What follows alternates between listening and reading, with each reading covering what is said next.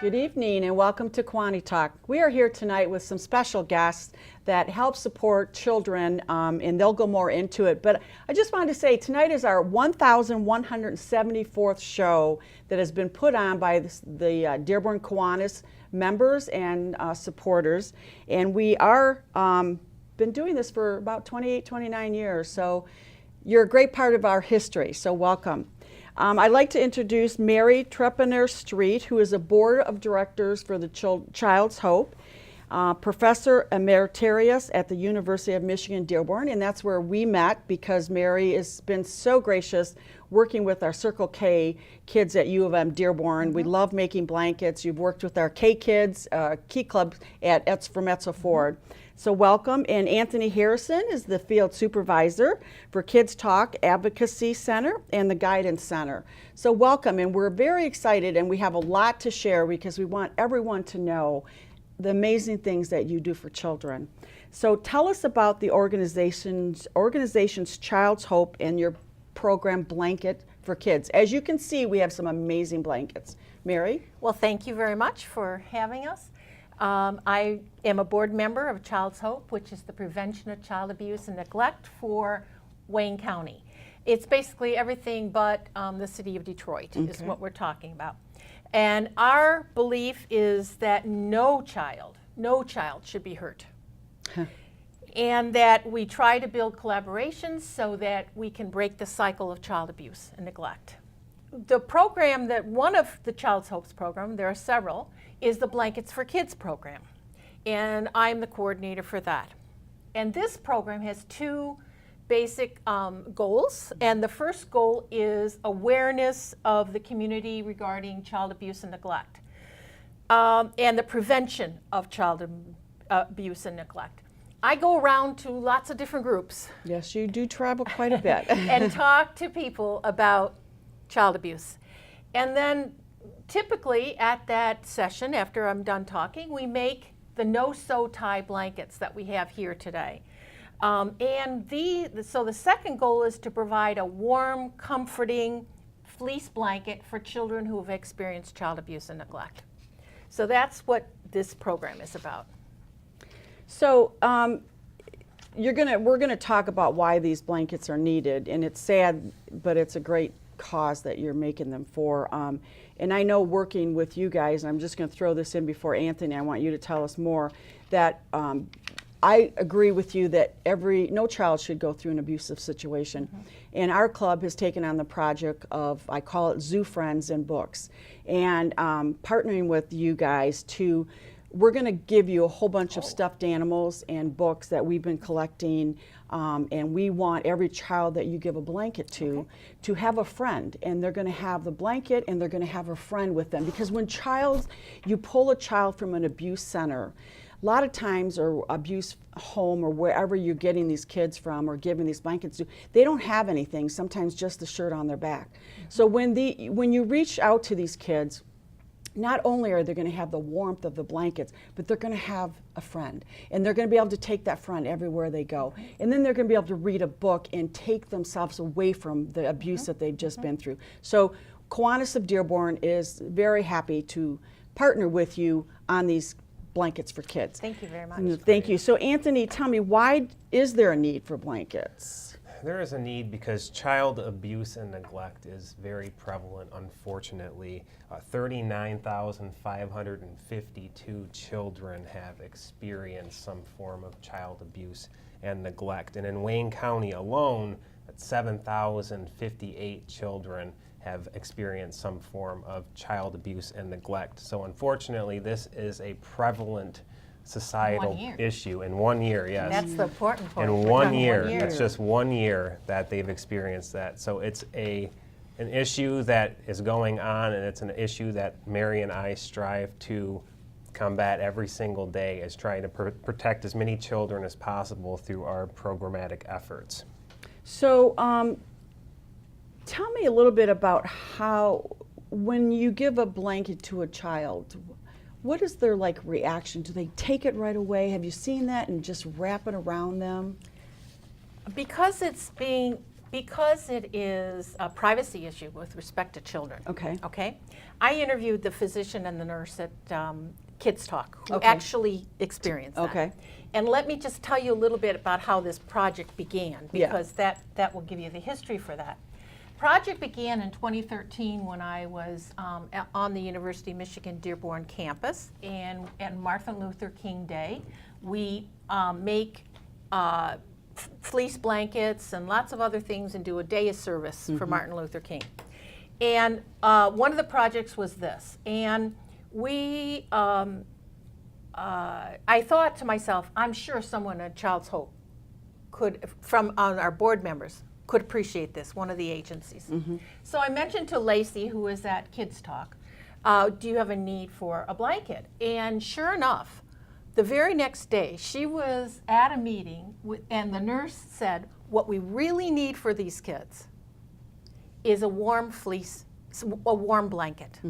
Because prior to this, they were being covered up by a white paper drape. And they were feeling horrible. I mean, this does not make you feel comfortable. In fact, Scratchy and it's thin and it's... yes. In fact, one of the nurses said that it was like they were more anxious as a result of pulling out this paper, and they came to tears as a result of this. So, so she said, I know exactly where we can get these blankets. And that's when it started. That's when it started. In 2013. Now, when the kids are having their exam for physical abuse or sexual abuse, they go into the examining room, and instead of, well, they are still have a paper drape, but they can go underneath the examining table, open up the drawers, and pick out any blanket that they want. And use that during the exam, cover themselves up, gives them a little bit more security and a feel of good something, and then then they can take the blanket home. Yes. And that's something they'll always be able to feel. Right. They can even hide. That's right. You know. And what it was interesting, because when I talked to the nurse and the physician at KidsTalk, one of the things they said, this is some of their words, that when you talk about the impact of this, the children and the families are a bit anxious about the examination and are not entirely comfortable with it. You can imagine being dressed head to toe with paper wouldn't exactly help you feel more comfortable. In fact, it typically made them more anxious. Luckily, Blankets for Kids came to the rescue and began providing us with something that we needed so desperately. Now when I explain the exam to the children and tell them about the paper gown, I get to immediately tell them they get to pick out a warm blanket to use during the exam. Whether the child is 5 or 15, they all get excited about the blankets, even the kids who are extremely anxious about the exam. And the parents also reply that they are truly, that they feel more comfortable that the kids are being covered and having this. Sure. And also some of the families are homeless. Yes. And they're moving around and things like that. So actually being able to give them something So is a good thing. if a family comes in and say there's maybe just one child that's been abused, but there's a couple kids in the family, you're will. able to give them a They're blanket able also? to take That's take a awesome. blanket too. Okay. I remember hearing about one group of kids saying, "Oh, it's like Christmas. I get to get what." It's Yeah. sad because it's nothing like Christmas, but It really is sad, but, the reasons we have to do this. but- yeah. And the physicians had to say that the blankets are the most precious donations that they receive. As a center, we receive monetary donations and other services, but the one thing that makes the blankets so precious is the love that's weaved into each one of them. Yeah. And that they find it to be a very personal gift. Yeah. They know have. that someone out there cares cared for about them Yeah. and Someone made cared. it. Yeah. Yeah. And the other piece of that, the people that are at the session, they feel good, because when you make these blankets, Yeah. it's like, okay, I'm doing something concrete. Yeah. I'm not giving money. I'm doing something very concrete Yeah. that can help somebody. Well, especially when our students, our Circle K students and our Key Club students, we all live in a protected world. And so when you come, okay, all they see is, okay, this is cool, I'm just going to cut this and I'm going to tie this. and I watch the kids when you tell the story as to where this began and why they're making them. You can see the change that, like, really, there's kids out there that are abused, that go through this. I mean, they're aware of it, but not totally into why they're making this. So when you share your story, they want to make as many as they possibly can. As you know, like when we were at Circle K and U of M, you had bags full. They wanted to make every single one before they left, because they, like you said, they have a purpose and they know the reason why they're doing it now. In fact, I was at a session, and it was a large group, and one of the moms started to cry, and I thought, what's going on? And she said, you know, I never realized exactly where my daughter got those blankets, but we went down to Kids Talk, and she loves it, and she even took it to court with her when she had to testify. Oh my, wow.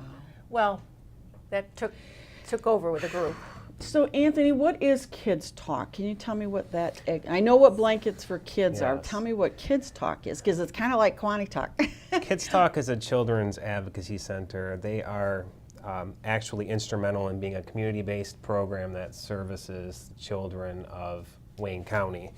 They have a child-friendly environment and highly trained staff to make the children feel comfortable when they have suspected child trauma. They serve children under 18 years old, so anytime before 18 up until that age, if there's suspected childhood trauma, they can go to Kids Talk and have a forensic interview, they can get therapy services, and they can start on the path to feeling secure and recover from that trauma. They have a multidisciplinary and a collaborative approach in their efforts, and they coordinate to assess and intervene and treat and provide therapy, because when an individual, especially a child, experiences trauma, that's a complex thing, and it takes away their security, and they're dealing with shame and guilt. So they walk along with them and provide valuable services to help them get to the optimal level of functioning. So we're going to take a break in a minute, but when we come back, if you could share a little bit more about how you reach out to the kids. How do you know what kids to reach out to? Is it given because a parent called, or a school social worker, or somebody, you know, said and knew? Well, now hopefully more people will know who you guys are, called your center and said, you know, I think there's a child being abused, or where does it really originate? How do you get involved? And then, you know, we talked about the Blankets for Kids. So I'm interested, and I want everybody to know, like, exactly how to reach you, and then who determines where the child is, you know, where is the child? Is it sat down in a boardroom and, you know, examined, you know, verbally, and then taken to a hospital to be examined physically? So when we come back in a minute, I'd like to hear a little bit more about how Kids Talk started, and, you know, what are the ways to reach out to Kids Talk, so that whoever sees this, or anybody who knows or suspects that there is child abuse, because they don't know who to tell, that we're going to tell them who to tell, and you're going to tell how they're going to do that. Absolutely. So we're going to take a break, and you want to give out your website real quick before we leave? The Guidance Center's website is www.guidance-center.org. Okay, and we're going to talk a little bit more when we come back about the Guidance Center, and a little bit more about the Blankets for Kids and the amazing things that this organization is doing for children.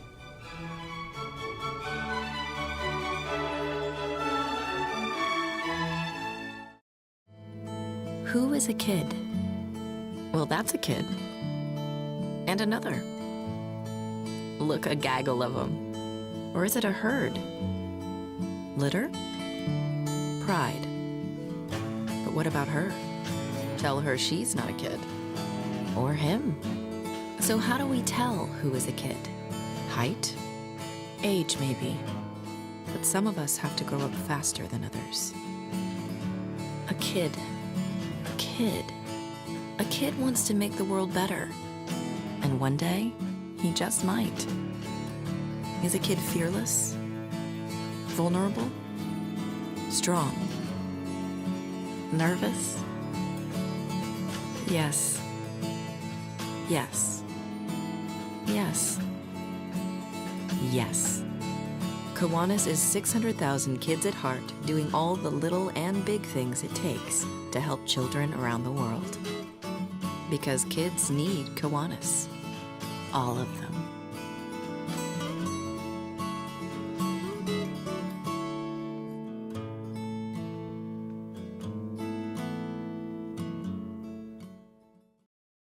Welcome back to KiwaniTalk. We're here again with Mary and Anthony from Child's Hope to give us a little bit more information on child abuse and the things that they do for these children. So Anthony, we left off about talking about Kids Talk, and I was just kind of curious as to, tell me how someone sees an abused child. Who do they reach out to, and how does that work? So the beauty of Kids Talk CAC is that it is a true collaborative approach. We work in conjunction with law enforcement, we work with the medical staff, we work with the guidance centers, mental health services, and also child protective services. So all of those entities work together to work with the children who have had suspected child abuse or neglect in their lives. Now, is it in the hospital one place? It is in the Kids Talk CAC has it's right there. medical It's right medical there. services. And the medical Yep. services are right there. Therapy, okay. they have all the In one services building. under In one roof. one place. And they do forensic interviewing as well, so the child gets brought into a very comfortable room. They get to play with toys. They are interviewed with a trained forensic interviewer, and they only have to share their story one time because it's recorded on closed circuit TV, and oftentimes in another room there's law enforcement, CPS, social workers that are able to see what's happening in real time, and it's also recorded for future use so that the child doesn't have to continually re-experience the trauma that they have experienced. How long does it usually, on average, like when a child comes in, what is the total time that this child goes through explaining what happened by the time they get to where they get a blanket? Is it a couple hours the children are there, or? I know the forensic interviewing process takes a few hours. Okay. Yes. And they are physically, when I talked about going, this being underneath the examining table, Yeah, the examining exam table was is right right there. there at Okay. Kids Talk. So it takes. So it and- depends what kind of abuse also they Right. suspect. Yeah. Absolutely. And with little children, 2, 3, 4, 5 years old, their parents are allowed in the room with them? There's somebody there's- familiar? They're separated. They are They're separated. just with the trained forensic interviewer, but they do have consultations with the whoever brought them in, whatever trusting adult brought that child in. They do have correspondence with them before the child is actually forensically interviewed. And I think it's important to note that everybody can help.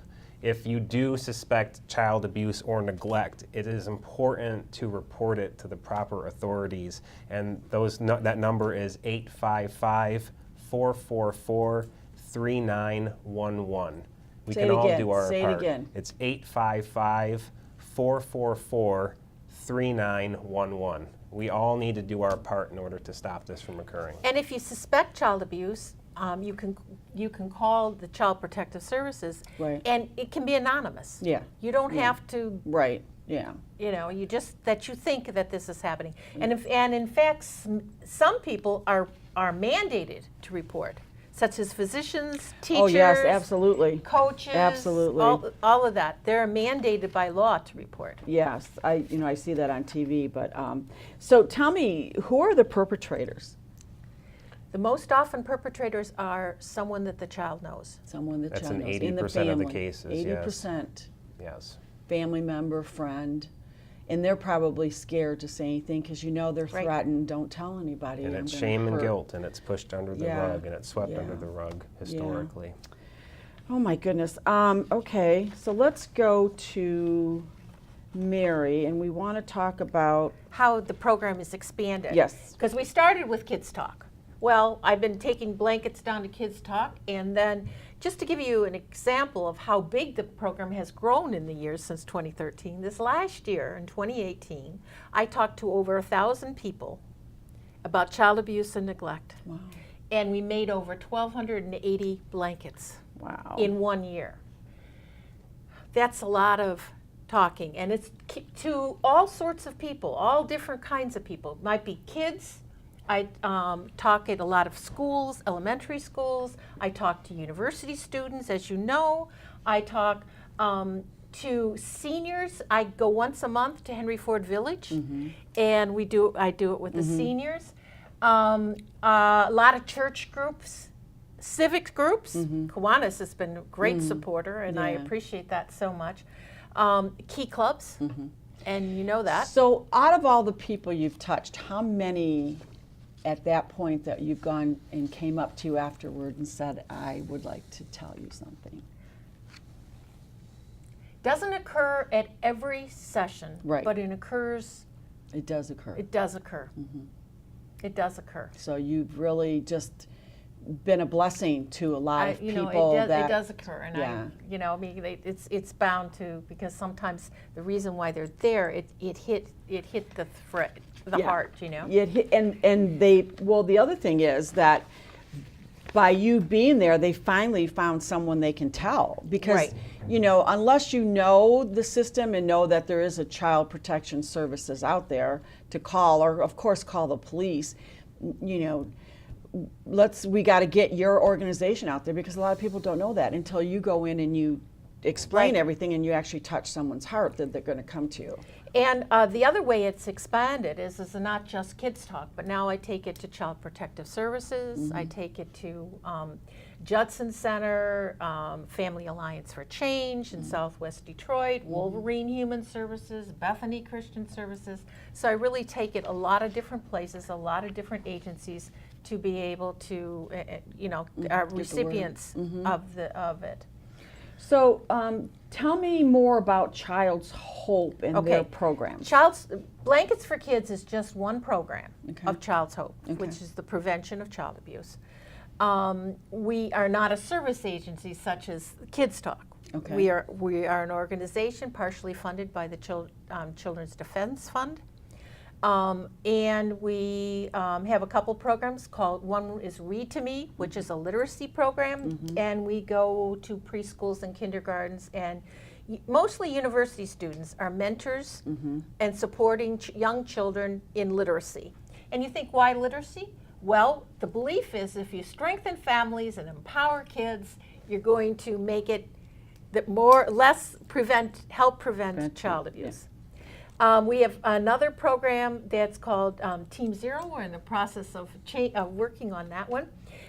Darkness to Light will offer a program, a 2-hour free program for adults that's focused on child sexual abuse. And that's for any adults, professionals, caregivers, foster parents, whatever. We do a Talk, Protect, Report, which is a shorter version of that. We also have a couple programs for kids, and one is My Body Is Mine, which teaches kids that it's for preschoolers, that there's appropriate and inappropriate touching, and what is appropriate and inappropriate. Mandated Reporter, teaching professionals about their program. Look before you leave, telling parents to look in the back seat to make sure they're taking their child with them. And we do a biannual summit. And by the way, and that's usually a meeting for professionals. And this next one will be for grandparents who are raising their children, their children's children, their grandchildren. Yeah. So that's how. And as far as the Child's Hope program is, as I mentioned, we're partly funded by Children's Trust Fund, but we are very much in need of donations, and Kiwanis has given to us, and that's a good. We partially have a few grants, PNC grant for the literacy program, and individuals, and we really welcome. And if anyone is interested in any of our programs, feel free to go to the website, www.childshope.org, and you can learn about the various programs are on there, and ask for one of those programs. Yep. The literacy is very dear to my heart. read to me, and I was just talking with one of our Circle K students, and we're working together to get literacy and to mentor some students. I work in Southwest Detroit schools, so I might turn him on to you because this is what he wants to do to make a difference to the kids. So, and it's all about literacy, and that's why these books here are important. I just received from First Book Marketplace I got free $25 worth of books for 52 cents. Wow. So I was excited. I just got them at home. They were waiting on the porch for me today, so I will be giving those to you to share because kids and literacy is my heart. Mm-hmm. So again, I know that Kiwanis has donated funds so that you can keep doing this, but I know a lot of it is coming from you and, other organizations. And like you said, there was 1,280 kids in 1 year that you made these, and I know there's so many more. Right. So we do need, donations, organizations that are nonprofit to support each other. Big corporations, let's jump in and get some donations to Child's Hope so that they can continue the programs. You've just touched a fraction of the children we all know that need you guys so much. I'm going to take the Dearborn Kiwanis ETSO4 Key Club kids and start getting them a little bit more maybe involved in this project for them to have a signature project and spread the word wherever we can, wherever I go, wherever our Kiwanis members go. Again, I'm going to continue to push that you guys need donations, and you do so much amazing things for these children that truly, truly need you. So let's share your website again, Anthony. Yes, the Guidance Center's website is www.guidance-center.org. And Child's Hope? Yeah. Child's Hope, the child abuse prevention for out Wayne County, is www.childshope, no apostrophe there, just all one word, .org. One quick question, where is this that you guys do all this, is building-wise? The Kids Talk CAC has 2 locations, one in Southgate and one in Midtown Detroit. So there are 2 Kids Talk CACs. Okay. And mine is out of my house. See, yours is out of your house. Okay. Now, Child's Hope does, that's the blankets program. Yes. Child's Hope has a spot, and that is at the University of Michigan Dearborn. Okay. At the Fairlane Center South. Okay. And you can find out exact location if you go to the website. Okay. But we do have an office, and that's where our office is. Okay, that's right. Okay, so we have the office, we have your office, 2 locations, we have yours, we have your phone number, we have your website. Please, please, if you're watching this, give till it hurts. We'd like to say thank you very much. Kiwanis of Dearborn is honored and blessed to have you here tonight. And I just want to thank everybody for reaching out and giving back. So thank you so much for having us. No, it's our Yes. pleasure for you to be here. Really, thank you very much. Very much.